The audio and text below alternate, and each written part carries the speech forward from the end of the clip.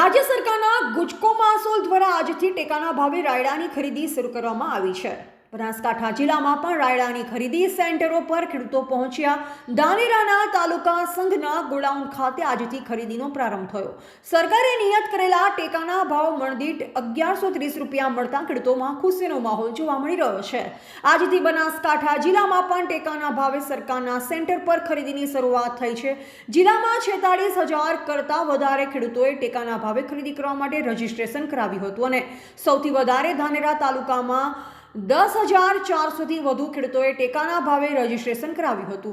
જોકે આજે ધાનેરા તાલુકા સંઘ દ્વારા કાંટા પૂજન કરી ખરીદીની શરૂઆત કરી। જોકે સરકારે નિયત કરેલા 20 કિલોના 1130 રૂપિયા પ્રમાણે ભાવ મળતા ખેડૂતો ખુશ જોવા મળ્યા છે।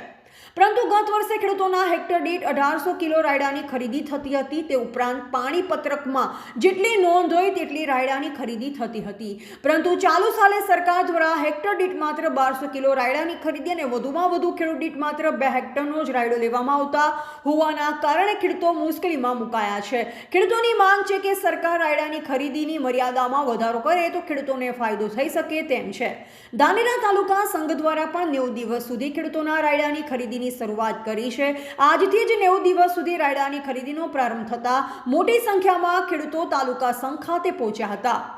ધાનેરા તાલુકામાં સૌથી વધારે રાયડાનું ઉત્પાદન થયું છે। જિલ્લામાં 1,64,000 હેક્ટરમાં રાયડાનું વાવેતર થયું છે। એક તરફ ખુલ્લા માર્કેટયાર્ડમાં હાલ 930થી 950 રૂપિયાના ભાવે મણદીઠ ખેડૂતોને મળી રહ્યા છે, તો બીજી તરફ રાજ્ય સરકારના ટેકાના ભાવ 1130 મળતા ખેડૂતોને ફાયદો થઈ રહ્યો છે।